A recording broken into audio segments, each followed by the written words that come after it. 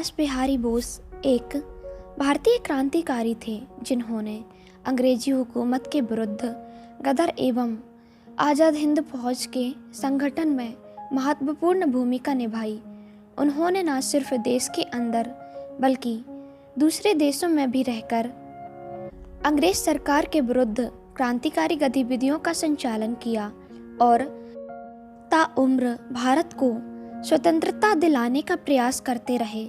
रास बिहारी बोस ने दिल्ली में भारत के तत्कालीन वायसराय लॉर्ड चार्ल्स हार्डिंग पर बम फेंकने की योजना बनाई, गदर की योजना बनाई, जापान जाकर इंडियन इंडिपेंडेंस लीग और बाद में आज़ाद हिंद फौज की स्थापना की। हालांकि देश को आज़ाद कराने के लिए किए गए इनके प्रयास सफल नहीं हो पाए, पर देश की आज़ादी की लड़ाई में इनकी भूमिका महत्वपूर्ण रही। रास बिहारी बोस का जन्म 26 मई 1886 को बंगाल के वर्धमान जिले के एक छोटे से गांव सुबालदा नामक गांव में हुआ था। इनकी प्रारंभिक शिक्षा चंदनगर में हुई, जहां इनके पिता विनोद बिहारी बोस कार्यरत थे। जब बालक रास बिहारी मात्र 3 साल के थे तब उनकी मां का देहांत हो गया, जिनके बाद उनका पालन पोषण उनकी मामी ने किया। आगे की शिक्षा इन्होंने चंदनगर के डुप्लेक्स कॉलेज से ग्रहण की। चंदनगर उन दिनों फ्रांसीसी कब्जे में था। अपने शिक्षक चारूचंद से इन्हें क्रांति की प्रेरणा मिली। इन्होंने बाद में चिकित्सा शास्त्र और इंजीनियरिंग की पढ़ाई फ्रांस और जर्मन से की। रास बिहारी बाल्यकाल से ही देश की आज़ादी के बारे में सोचते थे और क्रांतिकारी गतिविधियों में गहरी दिलचस्पी लेते थे। रास बिहारी ने देहरादून के वन अनुसंधान संस्था में कुछ समय तक हेड क्लर्क के रूप में कार्य किया। सन 1905 के बंगाल विभाजन के समय रास बिहारी बोस क्रांतिकारी गतिविधियों से पहली बार जुड़े। इस दौरान उन्होंने अरबिंदो घोष और जतिन बनर्जी के साथ मिलकर बंगाल विभाजन के पीछे अंग्रेजी हुकूमत की मंशा को उजागर करने का प्रयत्न किया। धीरे धीरे उनका परिचय बंगाल के मुख्य क्रांतिकारियों जैसे जतिन मुखर्जी की अनुयायी वाले युगांतर क्रांतिकारी संगठन के अमरेंद्र चटर्जी और अरबिंदो घोष के राजनीतिक शिष्य रहे जतेंद्रनाथ बनर्जी उर्फ निरालंब स्वामी से हुई। निरालंब स्वामी के संपर्क में आने पर उनका परिचय संयुक्त प्रांत वर्तमान उत्तर प्रदेश और पंजाब के मुख्य आर्य समाजी क्रांतिकारियों से हुआ। रास बिहारी का केमिकल्स के प्रति लगाव इतना था कि उन्होंने क्रूड बम बनाना सीख लिया था। पश्चिमी बंगाल में अलीपुर बम कांड में इनका नाम आने के बाद वो देहरादून शिफ्ट हो चुके थे, लेकिन देश के लिए कुछ कर गुजरने का जज्बा अभी कम नहीं हुआ था। रास बिहारी लॉर्ड हार्डिंग की हत्या बम से करना चाहते थे। 23 दिसंबर 1912 का दिन था जब गवर्नर जनरल लॉर्ड हार्डिंग को राजधानी में पहली बार आना था, जहां बंगाल के एक युवक क्रांतिकारी बसंत कुमार बिस्वास को बम फेंकने की जिम्मेदारी दी गई। वो रास बिहारी से ज़्यादा मजबूत था, लेकिन लॉर्ड हार्डिंग हाथी पर बैठकर आए थे और हाथी के ऊपर बम वही फेंक सकता था। लेकिन रास बिहारी उस सही समय का इंतजार कर रहे थे जब वह बम फेंक सके। जब चांदनी चौक से गवर्नर जनरल की सवारी निकाली तो बसंत कुमार और रास बिहारी उस वक्त वहीं थे। उन्हें ये समय सबसे सही लगा। बम फेंका और जोरदार विस्फोट हुआ। चारों तरफ अफरा तफरी मच गई। लोगों को लगा कि हार्डिंग की मौत हो गई, लेकिन वे सिर्फ घायल हुए और बच गए। पर जिस हाथी पर लॉर्ड हार्डिंग बैठे थे वह मर गया था। वहीं रास बिहारी की कोशिश नाकामयाब रही। लॉर्ड हार्डिंग की हत्या में असफलता के बाद वहां उन्होंने फौरन रात की ट्रेन देहरादून के लिए ली और सुबह अपना ऑफिस भी ज्वाइन कर लिया।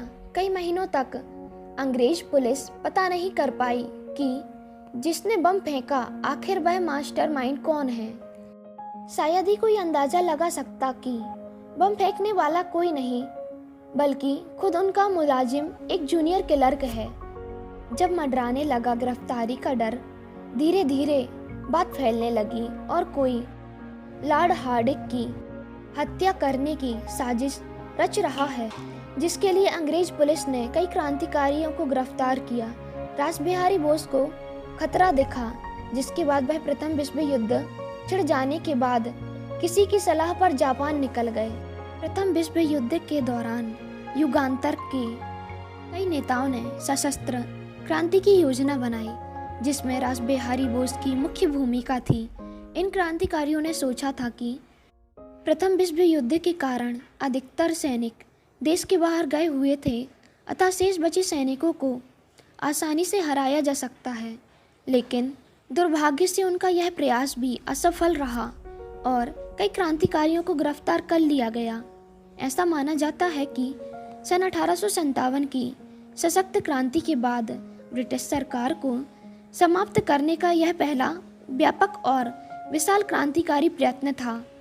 इसके बाद ब्रिटिश पुलिस रासबिहारी बोस के पीछे लग गई, जिसके कारण वो भागकर जून 1915 में राजा पी.एन. टैगोर के छिंद नाम से जापान पहुंचे और वहां रहकर भारत की आज़ादी के लिए काम करने लगे।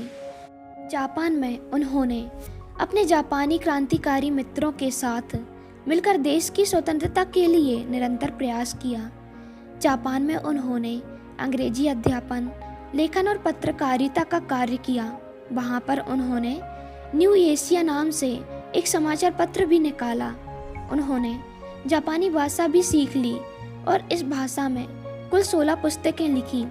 उन्होंने हिंदू धर्म ग्रंथ रामायण का भी अनुवाद जापानी भाषा में किया। दूसरे देश में रासबिहारी की मदद जापानियों ने की। उन्होंने बेकरी मालिक के घर में छिपने की जगह मिली। वो महीनों तक वहाँ छिपे रहे। उनका बाहर निकलना मुमकिन नहीं था, ना बाहरी दुनिया से कोई रिश्ता था। ऐसे में वे बेकरी के लोगों और बेकरी मालिक के परिवार के साथ घुल मिल गए। बेकरी में काम करने लगे, जहाँ वह बेकरी के लोगों को भारतीय खाना बनाना सिखाते थे। किस्मत अच्छी थी, जापान में एक ब्रिटिश शिप में आग लग गई, जिसमें रासबिहारी बोस से जुड़े कागजात भी जलकर खाक हो गए। जापान सरकार ने भी डिपोर्टेशन का ऑर्डर भी वापस ले लिया।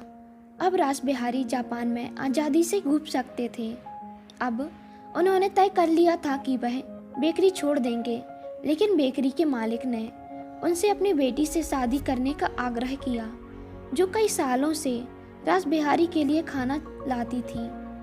रासबिहारी बोस और जापानी लड़की में एक अनजाना सा रिश्ता बन गया था।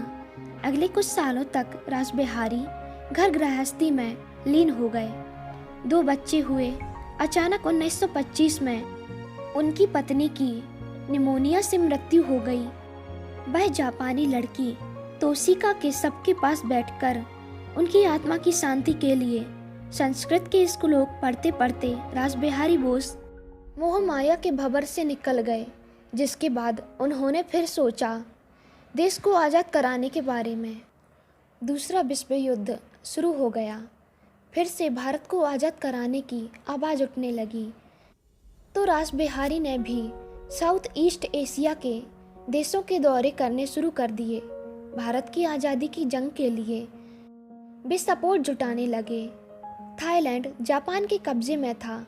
बैंकॉक में तय किया गया कि मोहन शाह की IAN को इंडियन इंडिपेंडेंस लीग के अधीन लाया जाए और रासबिहारी बोस को इंडियन इंडिपेंडेंस लीग का प्रेसिडेंसी बना दिया गया। जब नेताजी सुभाष चंद्र भारत छोड़कर जर्मनी पहुंचे, तो रासबिहारी बोस को लगा कि सुभाष चंद्र बोस से बेहतर कोई नेतृत्व नहीं हो सकता। बेटरन बोस ने यंग बोस को आमंत्रित किया। बैंकॉक में हुई लीग की दूसरी कॉन्फ्रेंस में रासबिहारी बोस ने नेताजी बोस को आमंत्रित करने का फैसला किया। जर्मनी से यू-बोट में बैठकर 20 जून 1943 को सुभाष चंद्र बोस टोक्यो पहुंचे। जापान पहुंचे तो रासबिहारी बोस उनसे मिले। रासबिहारी बोस को सुभाष चंद्र बोस से काफ़ी आशाएं थीं। दोनों बोस थे। बंगाली थे, क्रांतिकारी थे, एक दूसरे के प्रशंसक थे। 5 जुलाई को वो सिंगापुर पहुँचे। नेताजी का जोरदार स्वागत हुआ और उसी दिन रासबिहारी बोस ने लीग और इंडियन नेशनल आर्मी की कमान नेताजी को सौंप दी और खुद को सलाहकार के रोल तक सीमित कर लिया। यहाँ से नेताजी की असली लड़ाई शुरू हुई। रासबिहारी बोस उनके बाद उनका ज़्यादा साथ नहीं दे पाए क्योंकि फेफड़ों में संक्रमण के चलते उनको हॉस्पिटल में भर्ती होना पड़ा। लेकिन जापान में अपने नाम और रिश्तों के जरिए सुभाष चंद्र बोस की जो मदद हो सकती थी उन्होंने की। जापान सरकार ने जापान के इस भारतीय दामाद को जापान के दूसरे सबसे बड़े award order of the rising sun से सम्मानित किया गया। भारत को अंग्रेजी हुकूमत से मुक्ति दिलाने का सपना लिए भारत माता का यह वीर सपूत 21 जनवरी 1945 को परलोक से धार गए। आज हालात ये हैं कि इतिहास विश्व के अध्येताओं को छोड़ दिया जाए तो आज़ाद हिंद फौज के गठन में नेताजी बोस के अलावा किसी और को कोई जानता तक नहीं। मोहन सिंह या रासबिहारी बोस के उस योगदान का जिक्र कहीं नहीं होता।